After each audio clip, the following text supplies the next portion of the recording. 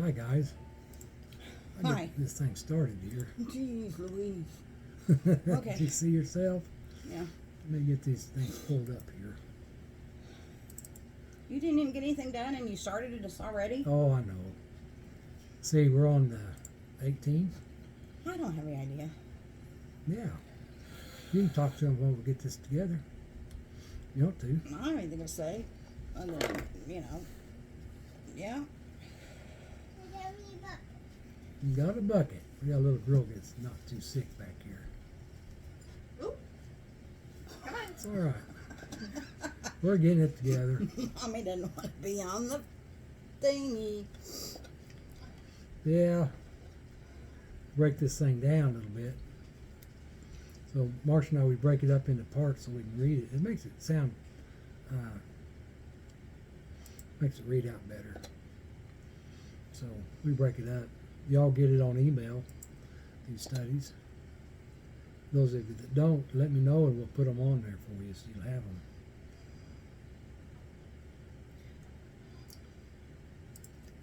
I don't know, I just kind of break them apart. It makes it easier for me and Marcia to read them. So you don't get tongue-tied. Sometimes you read a long paragraph and you get tongue-tied.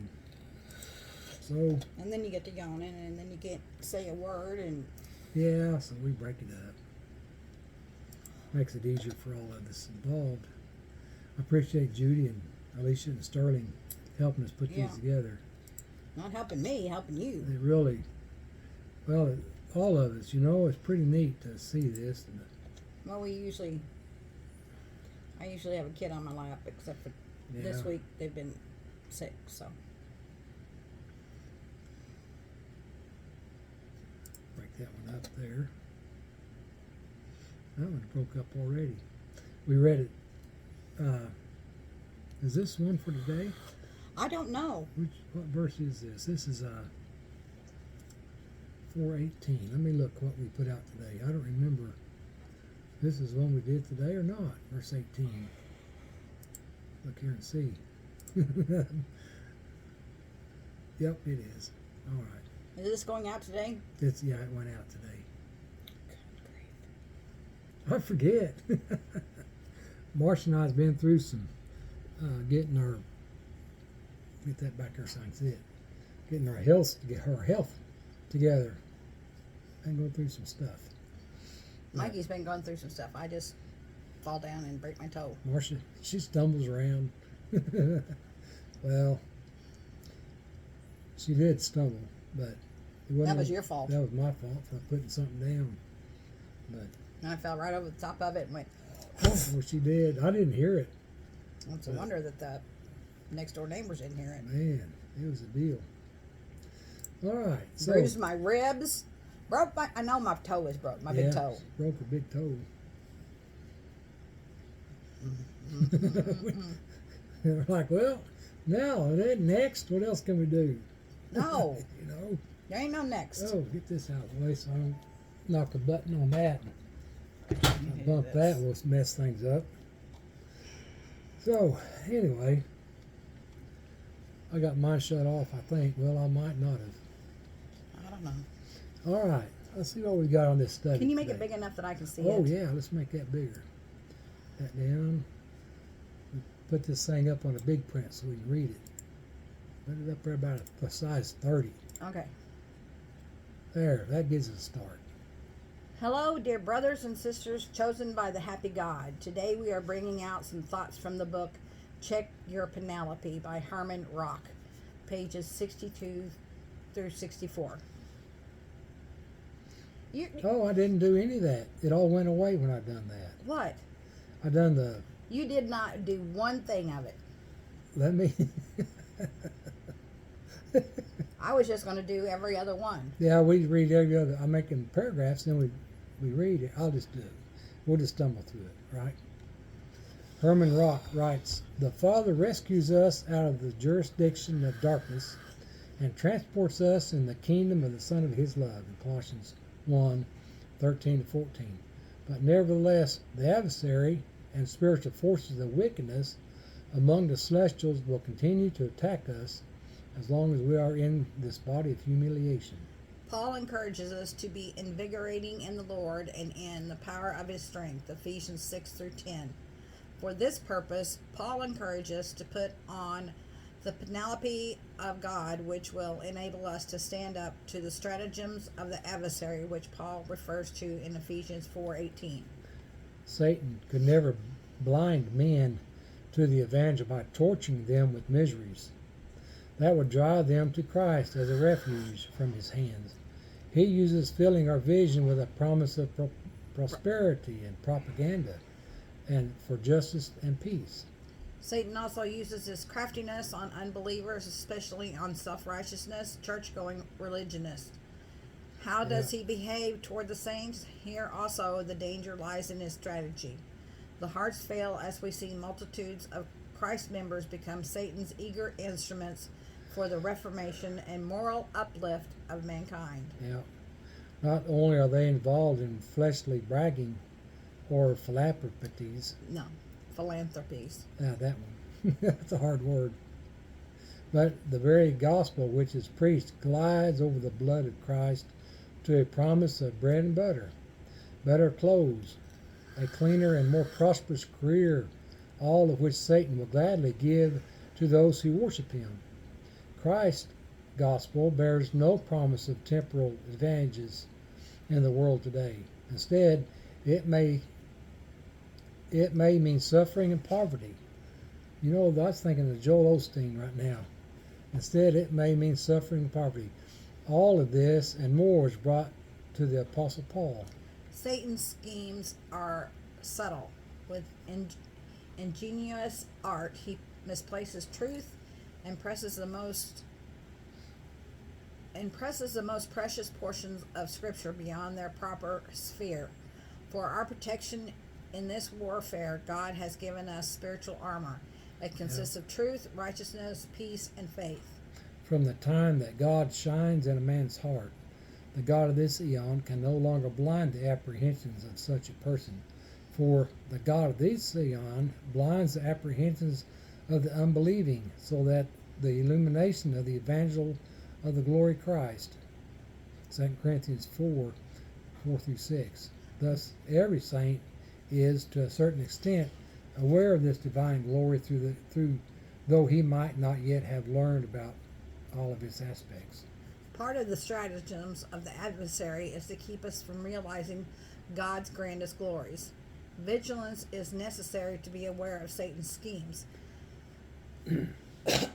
Paul urges us to be aware and alert, saying, that which is committed to you, guard, turning aside from the profane prattlings and anticipations of falsely named knowledge in 1 Timothy 6:20, so that we are not carried away by every wind of teaching, and having our focus shifted from the spiritual to the soulish, from the celestial to the terrestrial. For our realm is inherent in the heavens, as we see in Philippians 3:20. This is our verse for the day. Ephesians 4:18. Their comprehension being darkened, being estranged from the life of God, became the ignorance that is in them because of the callousness of their hearts. Yeah. So our references start with Romans 1:21 through 23. Because knowing God, not as God did they glorify or thank him, but vain were they made in their reasonings, and darkened in their unintelligent heart. My toes stopping. Alleging themselves to be wise, they are made stupid, and they change the glory of the incorruptible God into the likeness of an image of the corruptible human being, and flying creatures, and quadrupeds, and reptiles. Romans 1:28, and according as they do not test God to have him in recognition, God gives them over to a disqualified mind to do that which is not befitting. Galatians 4:8 through 9. But then, indeed, having no perception of God, you were slaves of those who by nature are not gods. Yet not now, knowing God, yet rather than being known by God. How are you turning back again to the infirm and poor elements for which you want to slave again anew? 1 Thessalonians 4 through 5. Each of you is to be aware of his own vessel, to be acquiring it in holiness and honor, not in lustful passions, even as the nations also who are not acquainted with God. Romans 2:19 and 20.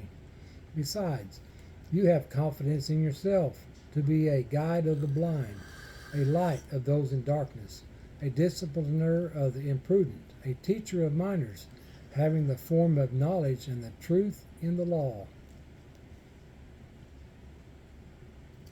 1 Corinthians 1:21. For since, in fact, in the wisdom of God, the world through wisdom knew not God, God delights through stupidity of the heralding to save those who are believing. 2 Corinthians 4:3-6. Now, if our evangel is covered also, it is covered in those who are perishing, in whom the God of this eon blinds the apprehensions of the unbelieving, so that the illumination of the evangel of the glory of Christ, who is the image of the invisible God, does not irradiate them. For we are not heralding ourselves, but Jesus Christ the Lord. Yet ourselves your slaves because of Jesus, for the God who says that out of the darkness light shall be shining. He who shines in our heart with a view to the illumination of the knowledge of the glory of God in the face of Jesus Christ. In Ephesians 2:11-12, wherefore remember that once you, the nations in flesh, who are termed uncircumcision, by those termed circumcision in flesh, made by hands, that you were in that era apart from Christ, being alienated from the citizenship of Israel and guests of the promised covenants, having no exception and without God in the world. Yeah, Romans 8:6-13. For the disposition of the flesh is death, yet the disposition of the Spirit is life and peace, because the disposition of the flesh is enmity to God. For it is not subject to the law of God, for neither is it able. Now those who are in flesh are not able to please God. Yet you are not in flesh, but in spirit, so be that God's Spirit is making its home in you. Now if anyone has not God's Spirit, this one is not his. Now if Christ is in you, has Christ's Spirit. That anyone has not Christ's Spirit, this one is not his. Now if Christ is in you, the body indeed is dead because of sin, yet the Spirit is life because of the righteousness. Now if the Spirit of him who rouses Jesus from among the dead is making its home in you, he who rouses Christ Jesus from among the dead will also be vivifying your mortal bodies because of his Spirit making its home in you. Looking forward to that. Get out of these bodies of breaking down mortal stuff. Falling down. Yeah. And I don't bounce anymore. I may be fat, but I'm telling you, I don't bounce. Consequently then, brethren, debtors are we, not to the flesh, to be living in accord with flesh. For if you are living in accord with flesh, you are about to be dying. Yet if in spirit you are putting the practices of the body to death, you will be living. Oh, yeah. God, my toes kill me. Your toes bad deal? Oh, it's hurting. 1 Thessalonians 4:3-5. For this is the will of God, your holiness. You are to be abstaining from all prostitution. Each one of you is to be aware of his own vessel, to be acquiring it in holiness and honor, not in lustful passion, even as the nations also who are not acquainted with God. Colossians 1:21-23. And you, being once estranged and enemies of comprehension by wicked acts, yet now he reconciles by his body of flesh through his death to present you holy and flawless and unimpeachable in his sight. Unimpeachable. Wow. Since surely you are persisting in the faith, grounded and settled, and are not being removed from the expectation of the evangel which you hear, which is being heralded in the entire creation which is under heaven, of which I, Paul, became the dispenser. And those are the references for Ephesians 4:18. And what is this? Oh, this is what come to mind if we put this together. Do you want me to do it? Sure. Climb in the middle of it. This is awesome. Put on then, as God's chosen ones, holy and beloved, pitiful compassions, kindness, humility, meekness, patience. I need some of that stuff a lot. We all do. Bearing with one another. I need to do that too. Dealing graciously among ourselves. If anyone should be having a complaint against any, according as the Lord also deals graciously with you, thus also you. Now, over all of these, put on love, which is that's what I say. It's got to be, if you don't got love, you ain't got nothing. Mm-hmm. Yeah. Now, over all of these, put on love, which is the tie of maturity, and let the peace of Christ be arbitrating in your hearts, for which you were called also in one body, and become thankful. Colossians 3:12-15. All right. So that's our study today. I may have more patience and kindness and stuff than I think, because I keep my mouth shut a lot. Yes, you do. You got. And there's some of them out there that really need to have their. She's got her mind set. She got her mind. Marsha's done good. She's always been one to speak her mind, and things has happened. But anyway, we keep our mouth shut about things to bring out the keep the unity. We do what we can, and if it's not building the body up, why speak it? So we address things in a loving fashion the best we're able as God works through us, and so we leave it at that. Yeah. All right. Anyway, it's been a good day. We're getting this. It's 11:15 now, so that's pretty good. My poor toe. I'm telling you guys, this is horrible. Her toenails turned black. It turned black almost instantly. Yeah. And I'm trying to take care of a little one, and yeah, I'm about ready to take one of these. Painkiller. Yeah. Yeah. We got a little girl that's sick. She's done better. We're just hoping that Marsha and I don't get it. There's only 3 of them. Yeah, I took one today. They're supposed to be 10. Yeah. Oh, well, that's your antibiotic. Yeah, that's I'm I'm taking looking at this antibiotic for the surgery that I went through. So we're about to get it done. But anyway, it's all good. So I may take one of these. we love you guys. I love you. Yeah, Marsha out of here before she does something crazy. Yeah. I don't think about these things until I'm over here. Yeah, And I she think, gets over it would here. feel so good. Look at my mess I got over on this desk. Yeah. But We anyway, love you. Yeah, we love you guys. Have a good day. Time to go see what God's got for us. Happy birthday, Rhonda. Happy birthday. And I know there's somebody else that I need to be telling happy birthday to, but I can't remember. Paula's was yesterday. I told her happy birthday on Discord. Man, there was someone else. I don't remember. I forget. Growing up, we never did do birthdays in the Worldwide Church They of didn't do God. anything. We didn't do birthdays. It was nope. That was one of them. Heathen practice. That was one of them practices. They said, nope, you don't want anything to do with that. So we didn't. But we know now that It was a deal of you mourn a birth and celebrate a death. something like that. I don't Yeah. know how they did it. I didn't There's- pay that much attention to it. I just think that See, I know that Norman was in the Worldwide and Fred was in the Worldwide. There was somebody in Australia, I thought. Richard. No. Rosemary. Was Rosemary in it? Yeah. We got one up in Kansas City that's.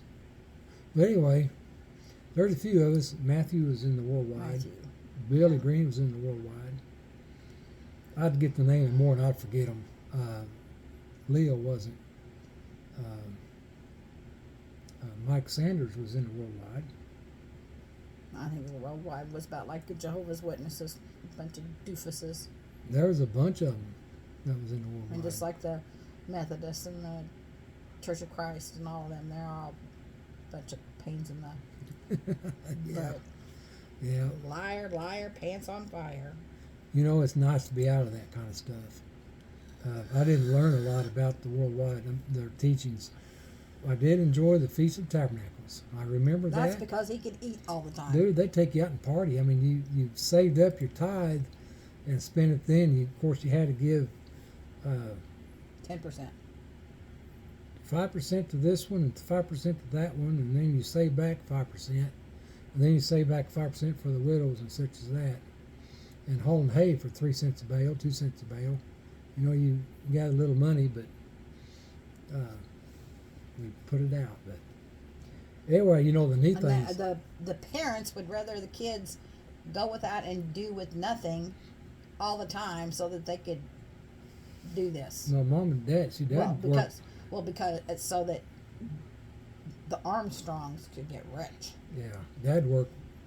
He worked one job, and mom, 8 kids. She didn't work. She had a home to take care of. She did babysit here and there, but you know, they raised us all on growing everything out of the garden and canning what we could. But Been there, done that, but Yeah. not for that reason. no, not for that reason. But it's neat seeing here in Paul's letter, because I had no idea.